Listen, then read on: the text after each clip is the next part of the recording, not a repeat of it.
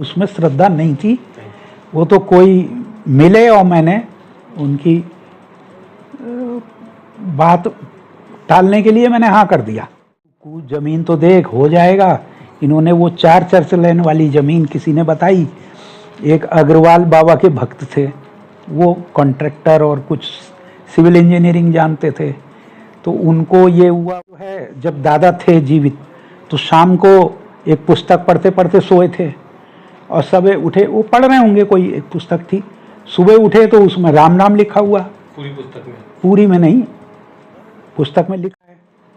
बोले नहीं, ये ना तो ये कुत्ता मेरा है और ना इसने चूजे खाए हैं। बोले नहीं नहीं, वो आपको पता भी है, एक चूजा 3 रुपए का आता है। तो दादा मुखर्जी ने जेब से 10 का नोट निकाला, बोले 3 चूजे खाए, ये लो 10 रुपए। हरे राम हरे कृष्णा हरे कृष्णा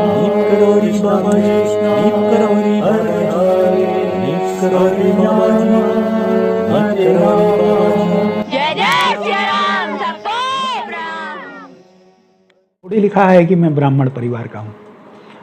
जैसे सामान्य सब लोग हैं वैसे मैं दिख रहा हूँ। कोई मैंने छापा तिलक ये वो तो कुछ लगा हुआ है नहीं ऐसा।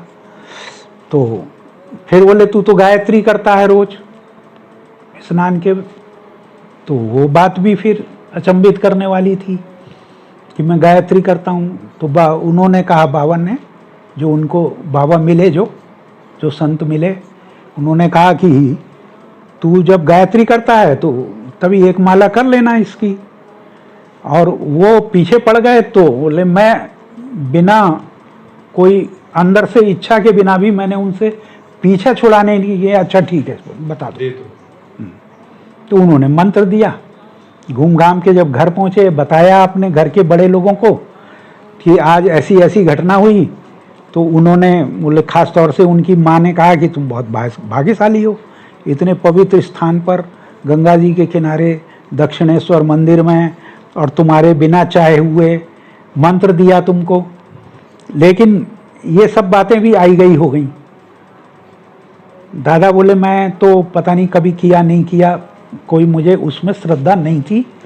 वो तो कोई मिले और मैंने उनकी बात टालने के लिए मैंने हाँ कर दिया। अब जब बाबा के पास वो 18 जून 1955 में बैठे थे सुबह के समय, तो बाबा ने कहा तू तो उसी वक्त है, तुझे तो मंत्र भी मिला है। तब दादा को थोड़ी सी याद आई, लेकिन वो ये कोरिलेट नहीं कर पाए कि वो जो मिले थे, क्योंकि इतनी 20 साल पहले की बात थी, बहुत गौर से ध्यान भी नहीं दिया होगा कि यही वो व्यक्ति हैं। अच्छा, बाबा जी ही वही व्यक्ति थे? तो ये बात वो नहीं समझ सके। उसके बाद सन 64 में सिद्धि माँ, भक्ति माँ और तमाम परिकर के साथ जगन्नाथपुरी की यात्रा के लिए बाबा जी गए। तब बाबा जी ने कहा कि इस जगह पे मैंने दादा को दीक्षा दी थी। तो बात वहाँ जाके स्पष्ट हुई कि वो दीक्षा देने वाले बाबा ही थे। और उसके बाद 20 साल बाद ऐसे अचानक से मिले, उनके घर में ही पहुँच गए। फिर बाबा का आना जाना रहा। बाबा ने कहा कि अब तू अपना मकान बना। उन्होंने कहा हम कहाँ से बना पाएंगे, हमारे पास इतने साधन कहाँ हैं। बोले तू कुछ ज़मीन तो देख हो जाएगा। इन्होंने वो 4 चर्च लेन वाली ज़मीन किसी ने बताई। एक अग्रवाल बाबा के भक्त थे, वो कॉन्ट्रैक्टर और कुछ सिविल इंजीनियरिंग जानते थे। तो उनको ये हुआ, उनसे संपर्क। उन्होंने कहा तुम क्यों चिंता करते हो, मैं सब कर दूंगा, तुम्हारा मकान बना दूंगा, पैसा वैसा आगे पीछे जो होगा दे देना। वो बाबा के भक्त थे, तो बाबा की ही लीला चल रही थी। वो उसको फिर बाबा ने ही, वो चूँकि लाल पुताई हुई, तो बाबा आते थे, कहते हैं रेड हाउस है, रेड हाउस, उसी को कहते हैं लाल मकान। और उसके बाद बाबा का तो वो प्रमुख केंद्र हो ही गया। जैसे मैंने बताया कि शीतकालीन शिविर बोला करते थे और सभी भक्त लोग वहाँ आते जाते थे। विदेशी भक्त भी ये कुंभ में एक बार रामदास जी ये पूरी मंडली के साथ 40-50 लोगों के साथ ये आए। और इनको बस थोड़ा पता था कि बाबा आजकल वहाँ कुंभ मेले में हैं। ये बहुत देर तक इधर उधर गाड़ी दौड़ा के ढूंढते रहे। दूसरे लोग कहने लगे चलो अब यहाँ कहाँ पता लगेगा बाबा कहाँ हैं। तो बोले अच्छा ठीक है, वो जो लेटे वाले हनुमान जी हैं वहाँ तक चलते हैं। तो इतने में अचानक उन्होंने देखा बाबा आ रहे हैं, और उस दिन बाबा से भेंट हो गई। बाबा आगे शायद रिक्शे में बैठ के चले, मुखर्जी दादा साथ में चले। उन्होंने कहा सब चलते हैं वहाँ दादा के घर में। और उस दिन सुबह बाबा जब घर से निकले 4 चर्च लाइन से, तो वहाँ बोल के आए थे रात को शाम के वो 50 लोगों का भोजन बना के रखना, पूरी सब्जी। और ये 50 लोगों की मंडली पहुँच गई। उन्होंने सुबह आदेश दे दिया। और ये बातें दादा मुखर्जी ने स्वयं लिखी हैं, मैं उसी के आधार पे बता रहा हूँ। और बाकी दादा मुखर्जी ने लिखी हैं और कमला दीदी ने भी स्वयं से बताई, तो उसकी पुनः पुष्टि भी होती है। और वहाँ दादा मुखर्जी के उन्होंने दिखाया कि ऐसे चरण चिन्ह दीवार पर उनके चिन्ह देखे स्पष्ट। एक बार जो है जब दादा थे जीवित, तो शाम को एक पुस्तक पढ़ते पढ़ते सोए थे, और सुबह उठे, वो पढ़ रहे होंगे, कोई एक पुस्तक थी। सुबह उठे तो उसमें राम नाम लिखा हुआ। पूरी पुस्तक में? पूरी में नहीं, पुस्तक में लिखा है, एक पेज पे लिखा होगा, 1-2 बार, बस 2-2 पूरा। ऐसे उन्होंने पुस्तक खराब नहीं कर दी, बाबा ऐसा नहीं करते थे राम लिख दिया उन्होंने, राम राम मतलब लिखा हुआ। तो उन्होंने कहा कमला दीदी से कि भाई मैं जब सोया तो ये पुस्तक में ये किसने लिख दिया है? बोले क्या पता, आप सोए, आप उठे हो, आपके सामने पुस्तक है, कोई दूसरा तो उस कमरे में जाता ही नहीं है, कोई है भी नहीं। फिर उन्होंने ध्यान दिया तो अरे ये तो महाराज का ही लेख है। और फिर उसमें स्याही भी ताजी ताजी नजर आ रही थी। तब उनको विश्वास हुआ कि ये तो बाबा ही लिख गए। बाबा तो आए नहीं थे, तो ऐसी लीलाएं। और वो जैसे बाबा के बहुत किस्से हैं। एक छोटा सा किस्सा उस तरीके का दादा मुखर्जी का, कि एक बार दादा मुखर्जी अपने लॉन में बैठे हुए, महाराज जी आए थे, वो यात्रा पे चले गए, पटना अटना की तरफ गए थे शायद। तो शाम के मतलब दिन में एक कुत्ता जो है वो चींची रोता हुआ इनके गेट के अंदर घुसा, और 1-2 लड़के डंडा हाथ में लिए हुए उस कुत्ते को मारने उसके पीछे पीछे जा रहे थे। तो इनके घर में घुसा, और घुस करके वो तो कहीं साइड में कुत्ता गया। तो इन्होंने कहा भी क्या बात है, क्या है?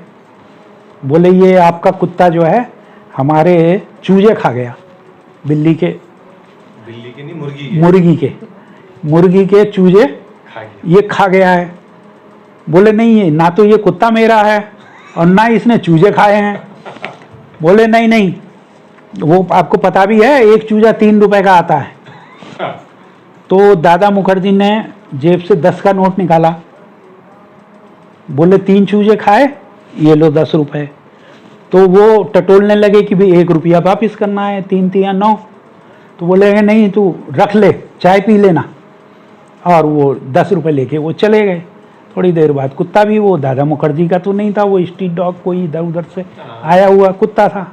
इन बच्चों को, इन लड़कों को लगा कि इसने हमारे चूजे खाए, मुर्गी के ही, बिल्ली के नहीं। तो उन्होंने 10 रुपए दे दिए।